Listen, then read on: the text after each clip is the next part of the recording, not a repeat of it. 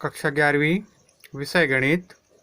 आज ले चलते हैं अध्याय 1 के समुच्चय के अंतर्गत समुच्चयों का अंतर एवं पूरक समुच्चय। समुच्चय के अंतर में डिफरेंस ऑफ सेट्स, समुच्चय का अंतर। मान लो हमारे पास दो समुच्चय हैं, दो समुच्चय ए और बी का अंतर उन अवयवों का समुच्चय है जो ए में है परंतु बी में नहीं है। इसे ए माइनस बी द्वारा दर्शाते हैं। हमारे पास दो समुच्चय हैं, एक समुच्चय ए दूसरा समुच्चय बी। तो ये दोनों का अंतर एक समुच्चय कहलाता है जो ए में तो है परंतु बी में शामिल नहीं है, इसलिए दो समुच्चयों का इसे अंतर कहते हैं। इसे ए माइनस बी से दर्शाते हैं। ए माइनस बी बराबर एक्स अवयव है, सांकेतिक रूप में एक्स अवयव है समुच्चय ए का तथा एक्स नॉट इक्वल टू अवयव है समुच्चय बी का। जैसे ए बराबर 1 2 3 4 5 6, बी बराबर 2 4 6 और 8। बी के अवयव जो ए में है परंतु बी में नहीं है, तो ए माइनस बी बराबर होगा, हमारे पास 2 4 6 और 8 है और यहाँ पर देखते हैं तो 1 3 और 5 है, तो 1 3 और 5 जो है इनका अंतर होगा। और यदि b माइनस ए कहा जाए, b के अवयव जो a में नहीं है, तो यहाँ 8 है और इसमें 8 शामिल नहीं है, तो b माइनस ए बराबर होगा 8। इसी तरह से अगला आता है पूरक समुच्चय, कॉम्प्लीमेंट्स ऑफ सेट्स। यदि a एक समुच्चय है तथा u जो है एक समष्टि समुच्चय है, u के उन अवयवों का समुच्चय जो a में नहीं है a का पूरक समुच्चय कहलाता है।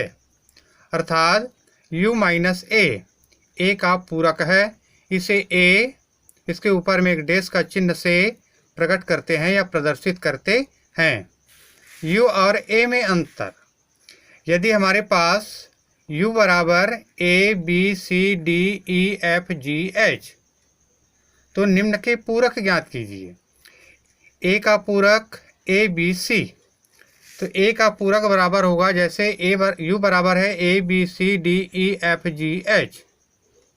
अब a b और c को छोड़, a b और c को छोड़, बच गया d e f g और h, ये a का पूरक कहलाएगा।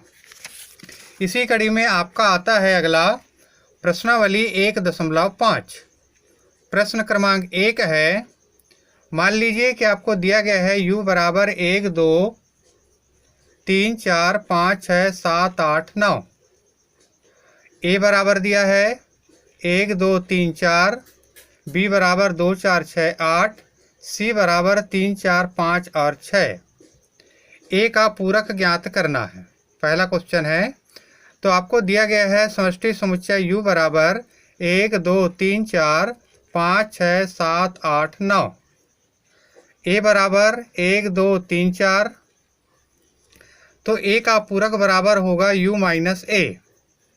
u का अवयव 1 2 3 से लेकर के 9 तक के, माइनस 1 2 3 4, 1 2 3 4 को छोड़कर बच गया 5 6 7 8 और 9, ये a का पूरक कहलाएगा। इसी तरह से दूसरा क्वेश्चन दिया गया है a संग b, a संग b का पूरक। तो a बराबर आपको दिया गया है 1 2 3 4, संग b बराबर दिया है 2 4 6 और 8। तो इनका समुच्चय संग निकलेगा 1 2 3 4 6 8। सभी अवयव को एक साथ लिखना है, एक अवयव केवल एक बार लिखा जाएगा।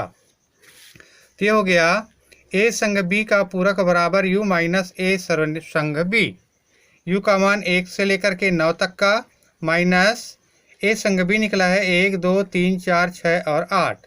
1 2 3 4 6 और 8 को छोड़कर बचता है 5 7 और 9, तो a संग b का पूरक निकलेगा 5 7 और 9।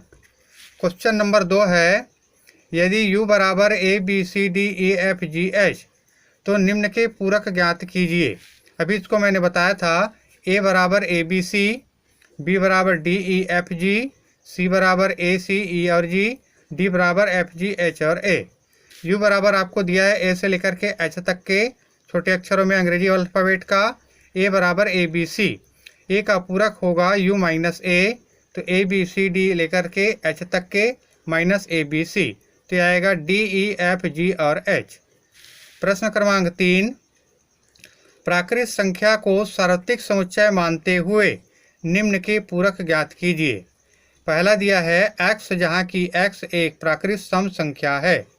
अब देखते हैं u को हमको प्राकृत सार्वत्रिक समुच्चय मानना है प्राकृत संख्या को, तो 1 2 3 4 5 6 7 8 9 10 ये जो भी जाएगा प्राकृत संख्या। a बराबर दिया है एक सम प्राकृत संख्या, तो 2 4 6 और 8, तो a का पूरक निकलेगा u माइनस a। u बराबर 1 2 3 4 5 6 7 8 और सम में भी 2 4 6 8 10 ये इस तरह से बढ़ता जाएगा। तो पूरक में निकलेगा 1 3 5 7 9 11 13 15 17, अर्थात a का पूरक निकलेगा x, जहाँ की x एक विषम प्राकृत संख्या है। चौथा नंबर, u बराबर आपको दिया गया है 1 2 3 4 5 6 7 8 9, a बराबर 2 4 6 8, b बराबर 2 3 5 7, तो निम्न को सत्यापित कीजिए। पहला क्वेश्चन, a संग b का पूरक बराबर a का पूरक सर्वनिष्ठ b का पूरक। दूसरा, a सर्वनिष्ठ b का पूरक बराबर a का पूरक संग b का पूरक।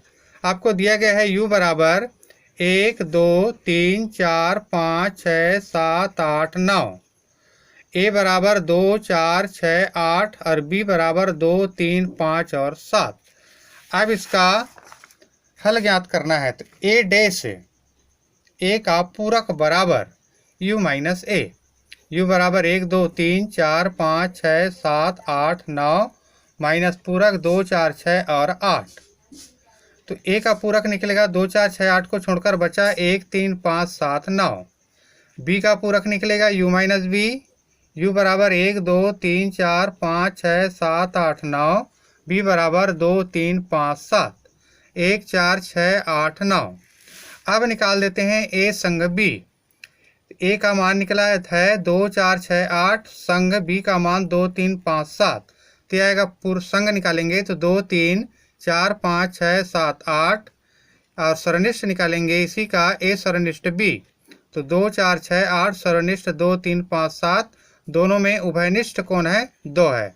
अब बायां पक्ष लेके चलते हैं, a संग b का पूरक बराबर हो जाएगा u माइनस a संग b। u का मान 1 से लेकर 1 2 3 4 5 6 7 8 9 माइनस हो जाएगा a संग b बराबर 2 3 4 5 6 7 8। तो दोनों में देखते हैं अंतर कि 1 और 9 का अंतर आता है, तो इसका बायां पक्ष आया 1 और 9। दायां पक्ष लीजिए, a का पूरक सर्वनिष्ठ b का पूरक। a का पूरक निकला है 1 3 5 7 9, सर्वनिष्ठ b का पूरक निकला है 1 4 6 8 और 9। तो दोनों को यदि सर्वनिष्ठ ज्ञात किया जाए तो 1 और 9 जो है दोनों में कॉमन है, तो 1 और 9, इसलिए बायां पक्ष बराबर दायां पक्ष, इसलिए a संग b का पूरक बराबर a का पूरक सर्वनिष्ठ b का पूरक, यही आपको सिद्ध करना था। प्रश्न क्रमांक 5, निम्न को वेन आरेख में दर्शाइए। पहला, a संग b का पूरक। दूसरा, a का पूरक सर्वनिष्ठ b का पूरक। पहला, a संग b का पूरक बराबर u माइनस a संग b छायांकित क्षेत्र। u के अवयव जो a संग b में शामिल नहीं है, ये a का है और ये b है, और ये समष्टि समुच्चय u है आयत के रूप में। अब ये छायांकित क्षेत्र हो गया। ये छायांकित क्षेत्र जो है a संग b का पूरक कहलाएगा। a और b के अतिरिक्त जो अवयव होंगे u में, वो इनके छायांकित क्षेत्र जो बना है वो उनका पूरक कहलाएगा।